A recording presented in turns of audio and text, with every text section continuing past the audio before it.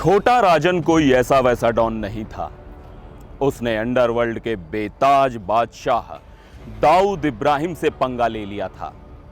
सोचिए, जो दुश्मनी में इस हद तक जा सकता है वो प्यार में क्या नहीं कर सकता। कहते हैं 1990 के दशक की बॉलीवुड की बेहद खूबसूरत एक्ट्रेस ममता कुलकर्णी पर उसका दिल आ गया था। ऐसा पहली बार नहीं हुआ कि कोई डॉन किसी बॉलीवुड बाला पर फिदा हो गया हो। छोटा राजन का दुश्मन दाऊद इब्राहिम भी अब तक की सबसे खूबसूरत हीरोइनों में से एक मंदाकिनी पर मर मिटा था। दाऊद और मंदाकिनी की कहानी आप यहां क्लिक करके देख सकते हैं। उधर अंडरवर्ल्ड से ही एक और डॉन अबू सलेम का बॉलीवुड हसीना मोनिका बेदी के साथ लंबा चक्कर चला। यह कहानी भी आप यहां क्लिक करके देख सकते हैं। आज आपको सुनाऊंगा छोटा राजन और ममता कुलकर्णी की दिलचस्प कहानी। नमस्कार, आप देख रहे हैं एनबीटी ऑनलाइन और मैं हूं सिद्धार्थ प्रकाश। आइए शुरू करते हैं आज का ये दिलचस्प किस्सा। मुझको राणा जी माफ करना, गलती म्हारे से हो गई।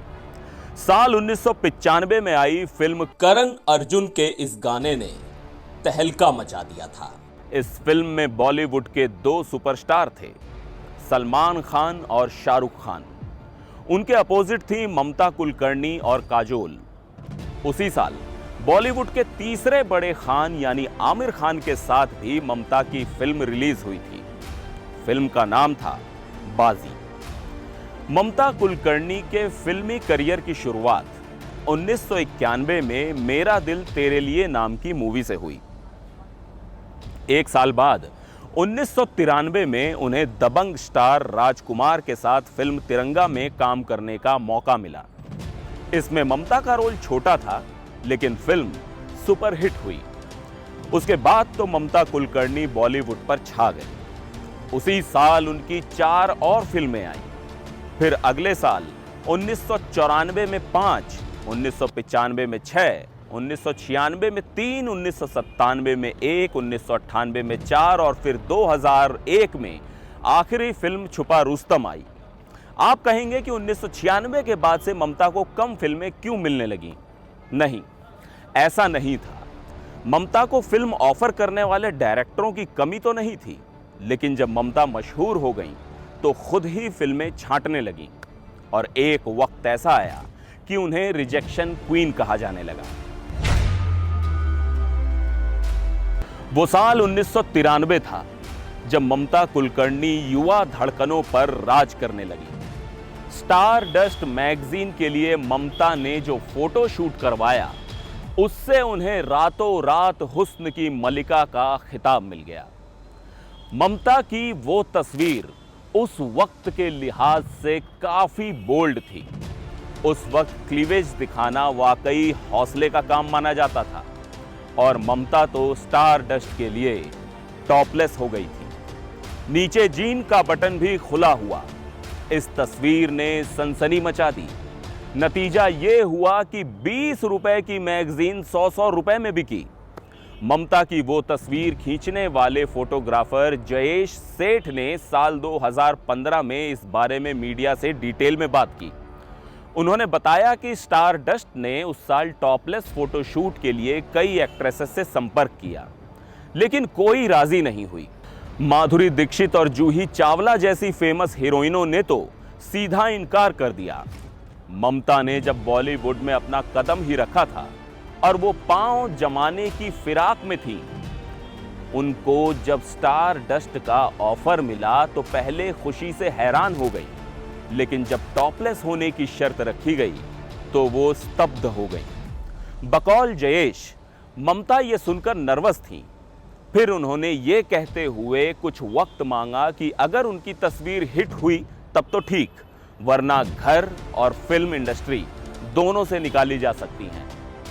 बाद में वो सिर्फ एक बार तस्वीर प्रकाशित करने की शर्त पर टॉपलेस होने को तैयार हो गई। अब वक्त था उस पर प्रतिक्रियाओं का। उन्हें बॉलीवुड का भरपूर समर्थन मिला।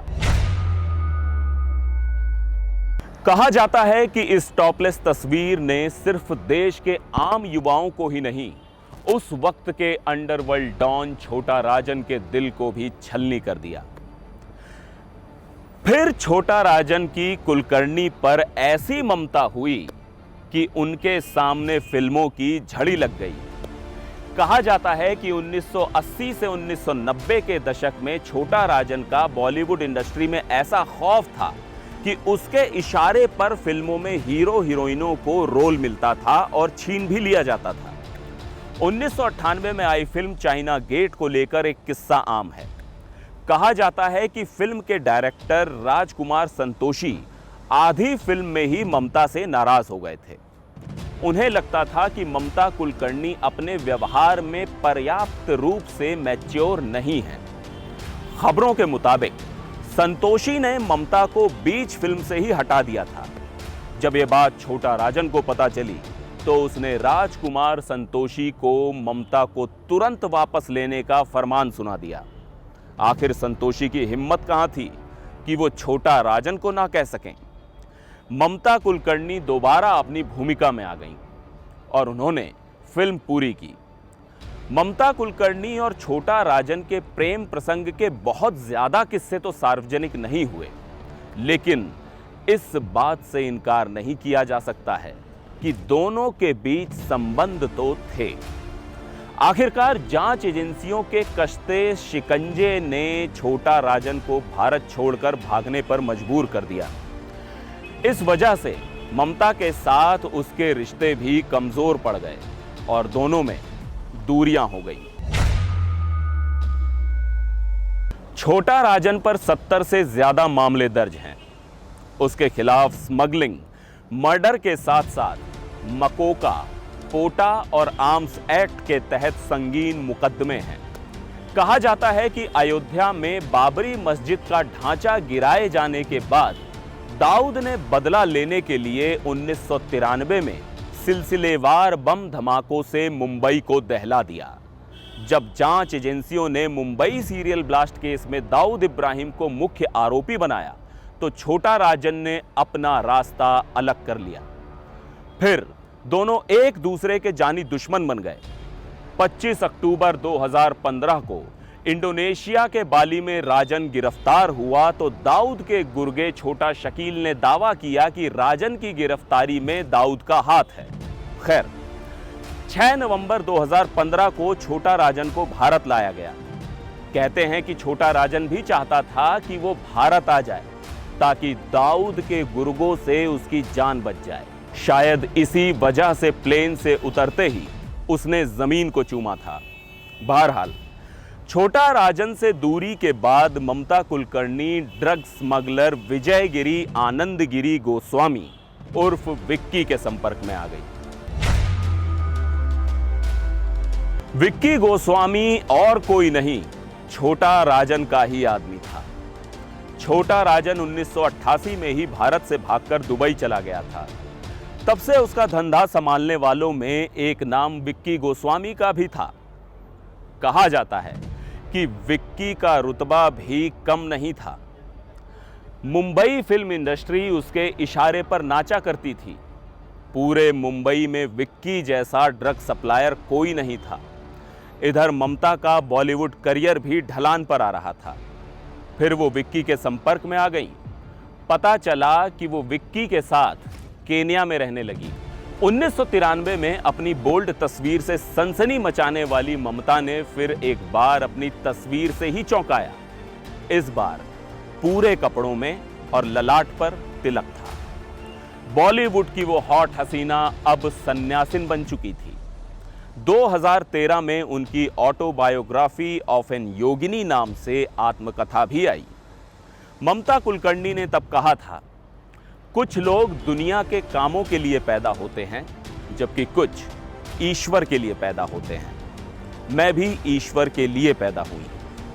बहरहाल, वो इस नए अवतार में विक्की के साथ केन्या में लिव इन में रहने लगी।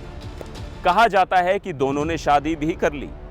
हालांकि सच्चाई किसी को नहीं पता। फिर केन्या में ही विक्की गोस्वामी को गिरफ्तार कर लिया गया। केन्या पुलिस ने तब ममता कुलकर्णी को भी हिरासत में लिया था। वहीं 2017 में ठाणे की एक विशेष अदालत ने ममता और विक्की गोस्वामी को भगोड़ा घोषित कर दिया था।